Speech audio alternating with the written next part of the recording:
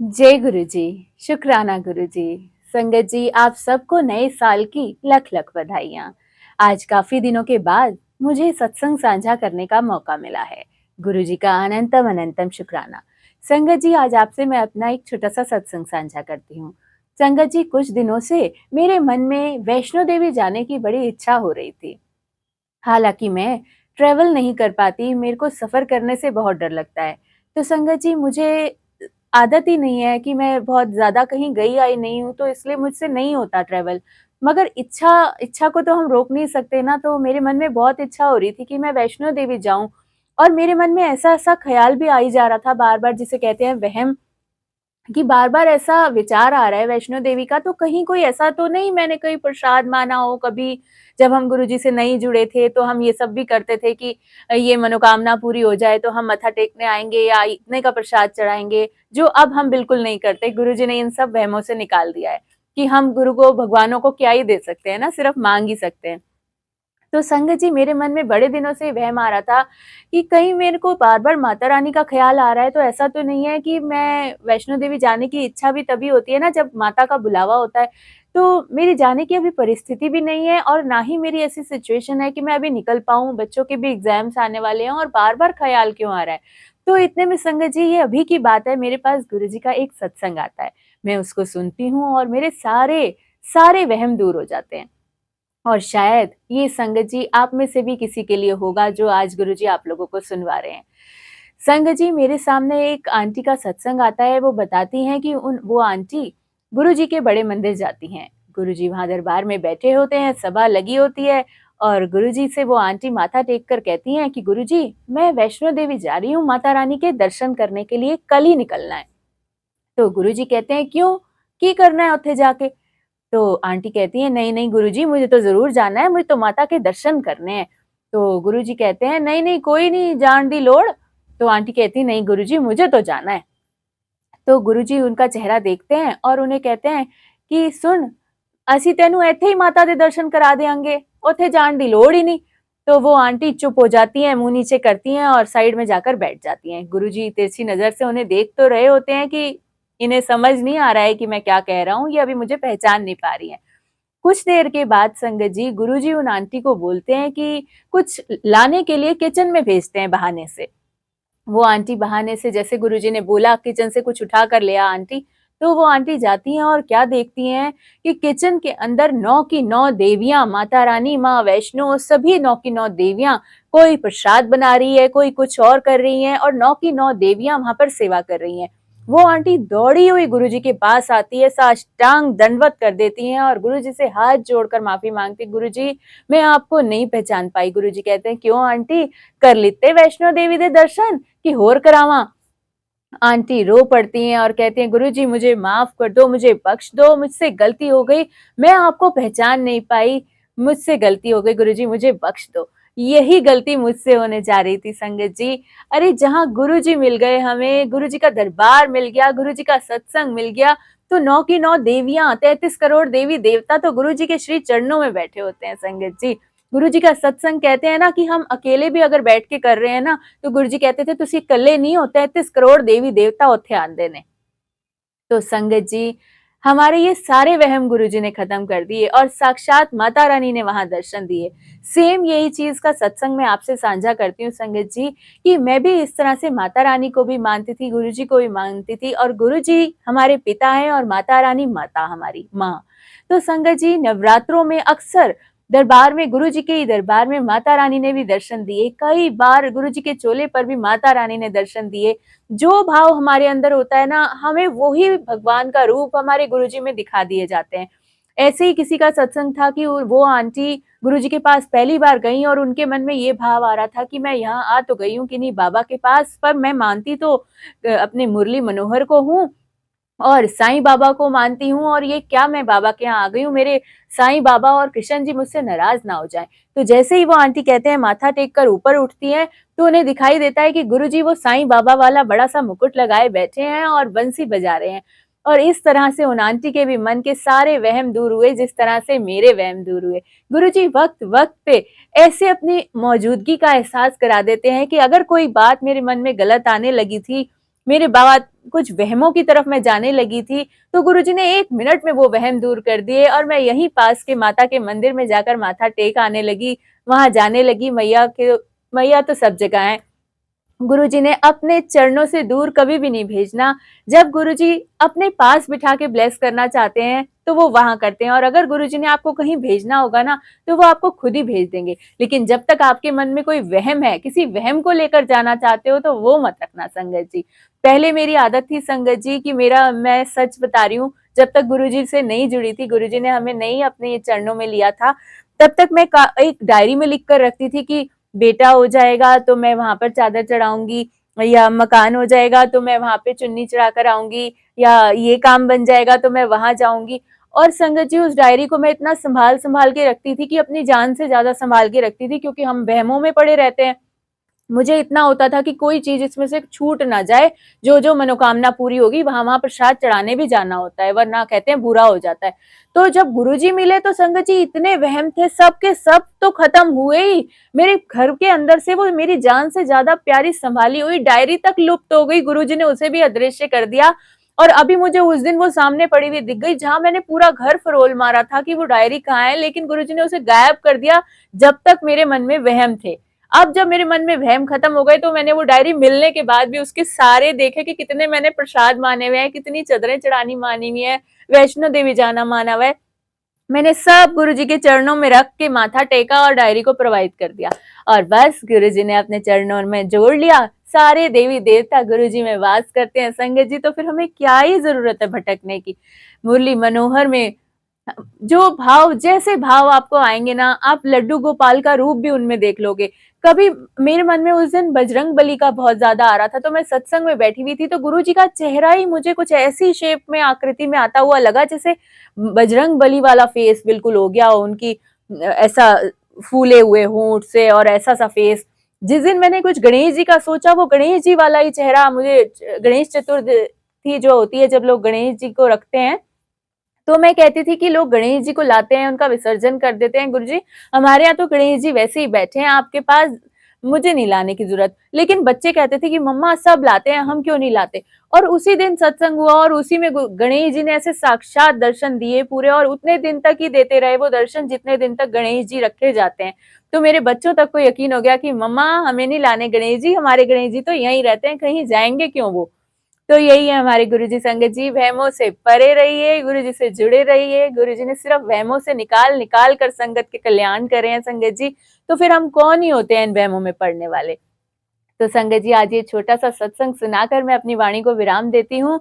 गुरुजी की लीला अपरंपार है संगत जी। गुरुजी ने जीवन बदल दिया अपनी सेवा में लगा के। पता नहीं कैसे कैसे वहमों में पड़े हुए थे हम, कैसे कैसे गंदी सोच थी हमारी, गुरुजी ने सब खत्म करवा दिया।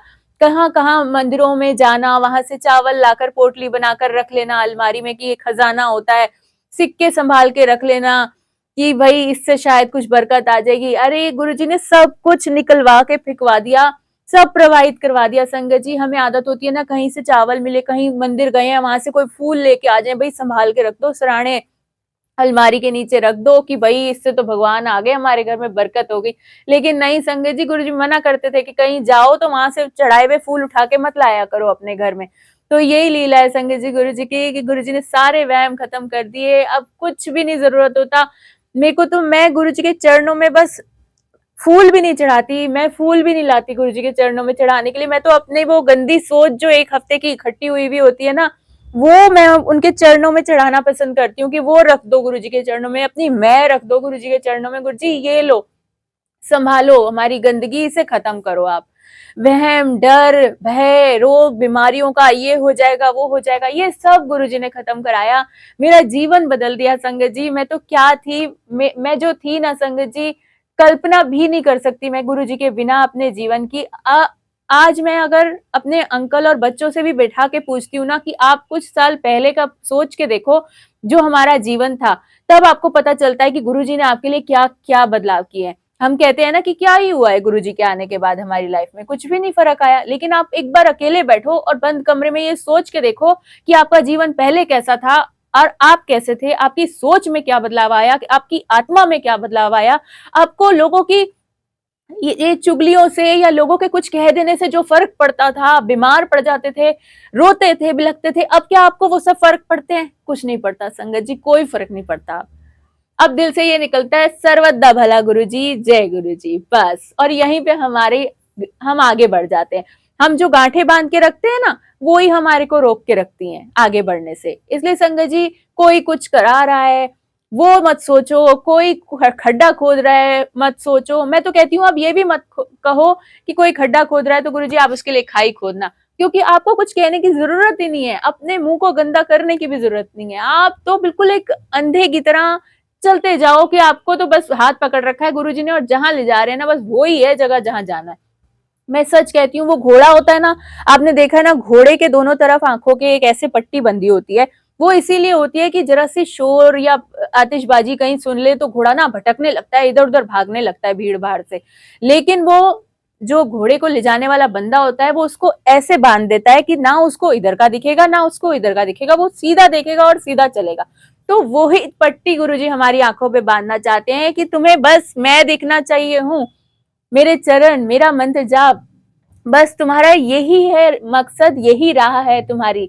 संगत जी, आप विश्वास नहीं करोगे, आप बड़ी से बड़ी प्रॉब्लम में फंस जाओ ना, आप सिर्फ गुरुजी का लगातार मंत्र जाप करना शुरू कर दो। आप, मैं कहती हूँ आप मेरा नाम बदल देना अगर वो मंत्र जाप आपको उस परेशानी से ना निकालते।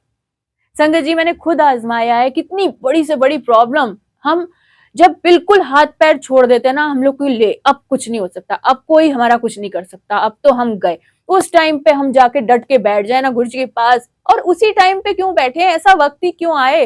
गुरु जी यही तो कहते हैं कि तुम्हें ऐसे वक्त पे ही क्यों मेरी याद आती है ना, इस वक्त पे ही तुम्हारे को मेरी याद क्यों आती है? इसी पे मैं एक आपको कहानी सुनाती हूँ, साखी सुनाती हूँ संगत जी। एक बार एक बहुत ही बड़ा कोई सेठ था, उसपे बहुत अंधा पैसा था, और उसने ना, जब उसपे पैसा था तो उसने जगह जगह मंदिर बनवाए बड़े बड़े, और वहां पे वो खुद तो बिजी रहता था, तो इसलिए उसने वहां पर पंडित रखवा दिए उन महीने की तनख्वाह पे कि आप भगवान का पूजन और मंदिर खोलना बंद करना, सेवा करेंगे, भगवान को भोग लगाएंगे। तो वो वहां पर भगवान की खूब सारे मंदिर बनवा कर बस संतुष्ट रहता था कि चलो, मैं धन भगवान मुझे इतना दे रहा है, इतना बड़ा सेठ बना दिया है, तो मैं भी भगवान का धर्म कर्म कर रहा हूँ, मंदिर बनवाए हुए हैं। जाता नहीं था। तो एक बार क्या होता है कि उसको बड़ा ही लॉस हो जाता है अपने काम में, और उसे 100 करोड़ का घाटा हो जाता है।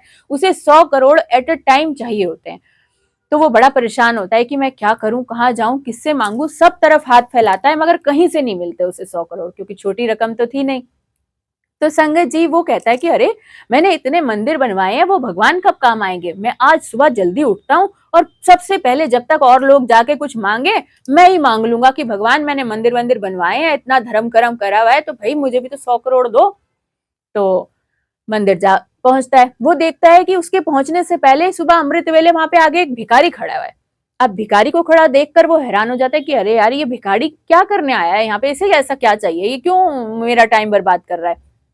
वो भिखारी आगे खड़ा हुआ बोल रहा था, भगवान 100 रुपए दे दो, मुझे बीवी का इलाज कराना है, भगवान 100 रुपए दे दो, मुझे अपनी पत्नी का इलाज कराना है। वो परेशान हो जाता है सेठ की, क्या 100 रुपए मांगने के लिए, भगवान को भी बिजी हो रखे हैं, वो डिस्टर्ब कर रहा है और मेरी उनसे बात नहीं हो पा रही है। वो जेब से 100 का नोट निकालता है, भिखारी के हाथ पर रखता है और कहता है चलो हटो अब यहाँ से, चलो निकलो, मिल गए ना 100 रुपए, जाओ अब यहाँ से। वो ऐसे घमंड से उसको वहां से बाहर भेज देता है। अब उसका नंबर आता है भगवान के सम्मुख। अब वो भगवान से कहता है, भगवान जी, मैंने आपके इतने मंदिर बनवाए, सब कुछ करवाया, पूजा पाठ करवाया, आज मैं आपके दर पे आया हूँ, मुझे 100 करोड़ रुपए की जरूरत है।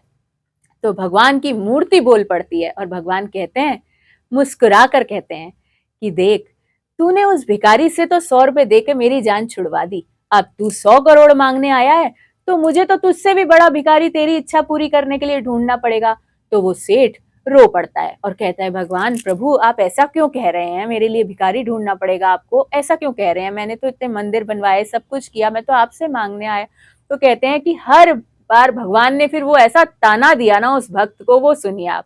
भगवान कहते हैं कि हर वक्त मांगने आते हो, जब मुसीबत पड़ती है तब भगवान की याद आती है, कभी मिलने भी आ जाया करो।